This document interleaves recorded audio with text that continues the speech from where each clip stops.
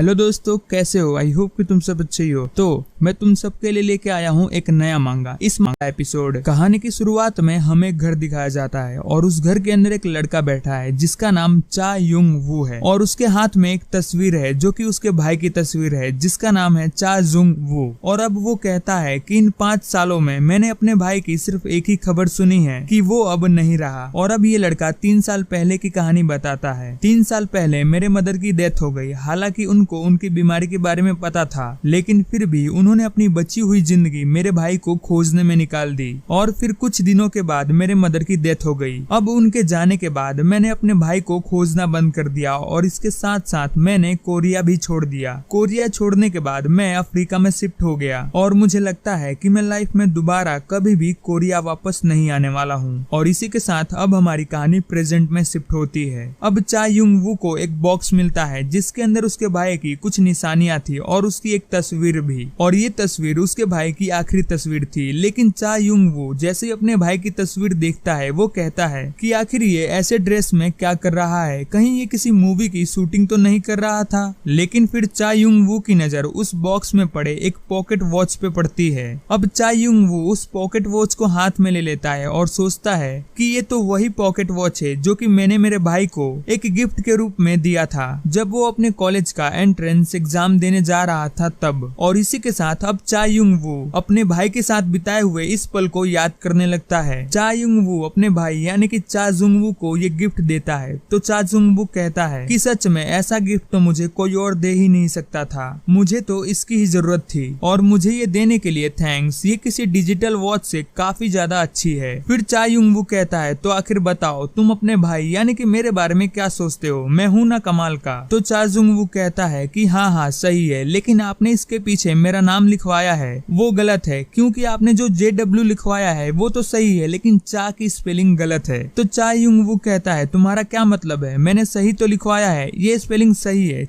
CHA मतलब चा। तो चा जुंग वू कहता है कि नहीं, मेरी स्पेलिंग में चा CHA नहीं होता है बल्कि CAH होता है। तो अब चा युंग वू थोड़ा सा शर्माते हुए कहता है वो ऐसी बात है तो चलो लाओ मैं इसे ठीक करवा के ला दूंगा। तो फिर चा जुंग वू कहता है कि नहीं चलेगा, मेरे लिए यही बहुत अच्छा है। और इसी के साथ अब हमारी कहानी प्रेजेंट में शिफ्ट होती है। यहाँ पे चा युंग वू ने अभी भी उस पॉकेट वॉच को अपने हाथ में पकड़ा होता है और फिर वो जैसे ही उसे ओपन करता है वो ये चीज देखकर हैरान हो जाता है कि वो पॉकेट वॉच अभी भी काम कर रही होती है। और फिर अचानक से चा युंग वू को कुछ महसूस होता है और फिर उस पॉकेट वॉच के अंदर से आवाज आती है जो कि इसके भाई यानी कि चा जुंग वू की है। वो कहता है कि मेरे भाई मुझे पता है कि ये पॉकेट वॉच एक दिन ना एक दिन तुम्हें जरूर मिलेगी। लेकिन चा युंग वू ये आवाज सुन के बहुत ज्यादा शॉक हो जाता है और उसके बाद फिर से उस पॉकेट वॉच के अंदर से आवाज आती है मेरे भाई जब तक तुम्हें ये पॉकेट वॉच मिलेगी तब तक शायद मैं इस दुनिया में जिंदा नहीं रहूंगा। लेकिन चा युंग वू ये आवाज सुनने के बाद ये सोचने लगता है कि ये घड़ी नॉर्मल घड़ी नहीं है, क्योंकि किसी नॉर्मल घड़ी के अंदर से ऐसे कैसे आवाज आ सकती है। और अब इस पॉकेट वॉच के अंदर से उसके भाई यानी कि चा जुंग वू की आवाज फिर से आती है। वो कहता है कि मेरे भाई मुझे माफ कर देना, मेरी वजह से तुम्हें बहुत सारी मुसीबतों का सामना करना पड़ा है, लेकिन मेरा विश्वास करो मैं ऐसा बिल्कुल भी नहीं चाहता था कि तुम किसी मुसीबत में पड़ो या फिर तुम्हें परेशानियां झेलनी पड़े। मैं तो बस इतना चाहता था कि हमारी माँ ठीक हो जाए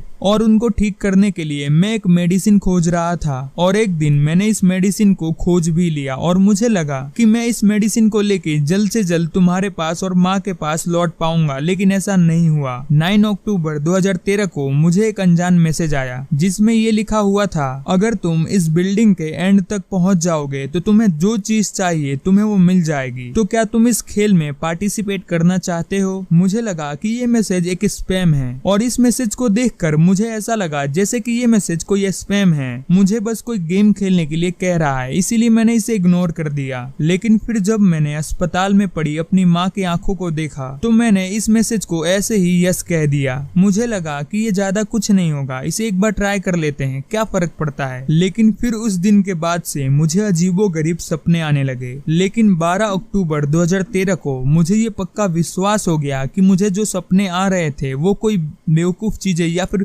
सपने थे ही नहीं बल्कि वो तो हकीकत में थे। और मुझे जो सपने में एल्फ, ऑर्ग, ड्राफ्ट की जो स्पीसीज दिखती हैं वो सब ही रियल में थी। मैंने जितने भी ड्रैगन्स देखे, जितनी भी जातियां देखी अलग अलग, वो सारी इस दुनिया में रियल में थी। और इन सभी के बीच में एक टावर था जिसका नाम सन गॉड टावर है। और जो इस सन गॉड टावर के केंद्र यानी कि सबसे ऊपर वाले मंजिल पे पहुंच जाएगा वो खुद एक गॉड बन जाएगा। लेकिन मैं इस टावर में मौजूद सिर्फ उस इलेक्सर को पाना चाहता था जिसकी मदद से किसी भी बीमारी का इलाज किया जा सकता है। इसीलिए 28 अक्टूबर 2013 को मैंने और मेरे जैसे कुछ और लोगों ने एक ग्रुप बना के इस टावर पे चढ़ने का फैसला किया। हालांकि अगर मैं इस दुनिया को अपने दुनिया से कंपेयर करूं तो ये इतना भी ज्यादा बुरा नहीं था। और फिर मैंने 9 नवंबर 2013 को अपना घर छोड़ दिया। घर छोड़ने के बाद मैंने ये सोचा था कि कुछ ही महीनों में मैं अपने लक्ष्य को प्राप्त करके घर वापस लौट जाऊंगा। इसीलिए मैंने अपने से जुड़े सारे कनेक्शन कट कर दिए। और अब 1 नवंबर 2013 को मैंने अपने ग्रुप का नाम रखा जिसका नाम आरटिया था।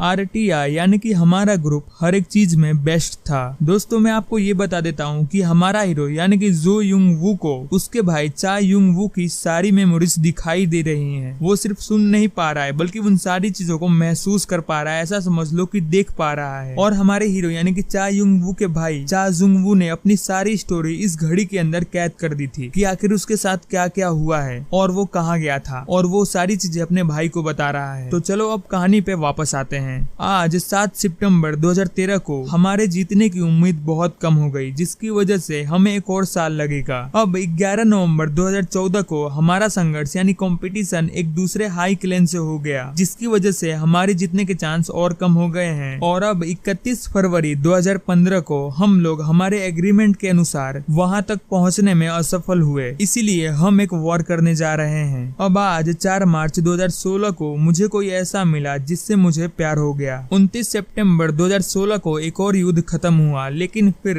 2 जनवरी 2017 में सभी लोग मारे गए। दोस्तों मैं आपको बता दूं कि ये जो स्टोरी है ये शॉर्ट्स में उसका भाई उसको बता रहा है, उसका भाई उसको तो पूरी स्टोरी बता रहा है लेकिन हमें अभी शॉर्ट में बताया गया है। आगे जाके हमें पूरी स्टोरी बताई जाएगी। ओके, तो आप लोग कंफ्यूज मत होना। 6 जून 2017 को हमारे क्लेन में से एक गद्दार बाहर आया और उसकी वजह से हमारे क्लेन में खलबली मच गई। सभी लोगों ने एक दूसरों के ऊपर ही शक करना स्टार्ट कर दिया। अब 1 जुलाई 2017 को मेरा शरीर पूरी तरह से खत्म होता जा रहा था। 30 अक्टूबर 2017 तक मेरे क्लेन के आधे लोगों ने क्लेन छोड़ दिया। हम हारते जा रहे थे, मेरी बॉडी जवाब देते जा रही थी, धीरे धीरे मैं खत्म होते जा रहा था। 1 नवंबर 2017 जिस लड़की से मैंने प्यार किया था उसी ने मेरे दिल में छुरा घोंप दिया और मुझे छोड़ के चली गई। अब मेरा शरीर धीरे धीरे सड़ने लगा था। 30 तारीख मैंने तुम्हें बहुत मिस किया। 1 फरवरी 2018 मेरे ग्रुप यानी कि आरटिया में सिर्फ मैं ही बचा था। पता नहीं क्या गलत होना स्टार्ट हुआ जिसकी वजह से सभी लोग चले गए। 28 फरवरी 2018 अब मेरे पास वो इलेक्सर है लेकिन फिर भी मैं इसे घर नहीं बेच सकता क्योंकि मैं दुश्मनों से पूरी तरह से घिरा हुआ हूँ। अब तक बहुत कुछ खो चुका हूँ लेकिन दुनिया में अभी भी मेरे पास एक इंसान है जो कि मेरी साइड है। मैं बहुत कमजोर हो चुका हूँ लेकिन फिर भी मैं ये बात अपने दुश्मनों को नहीं बता सकता था। मैंने ये सारी चीजें तुम्हारे लिए रखी थी और मुझे विश्वास है कि एक ना एक दिन तुम्हें ये बात पता जरूर चलेगी और तुम्हें वो इलेक्सर जरूर मिलेगा जिससे तुम मॉम को ठीक कर पाओगे। और अब यहाँ पे चा जुंग वू की पूरी स्टोरी कंप्लीट होती है। हमारे हीरो यानी कि चा युंग वू को अपने भाई की पूरी स्टोरी पता चल गई है। और अब उस पॉकेट वॉच के अंदर से एक और आवाज आती है कि मेरे भाई जिस दिन तुम इस पॉकेट वॉच को अपने हाथ में रखोगे मैं इस दुनिया में नहीं रहूंगा। और फिर चा युंग वू उस वॉच को घुमाता है यानी कि उसके डायल को घुमाता है और उस डायल के घुमाते ही चा युंग वू को कुछ अजीब सा महसूस होता है। उसको हर तरफ माना ही माना दिखाई देने लगती है जैसे कि उसको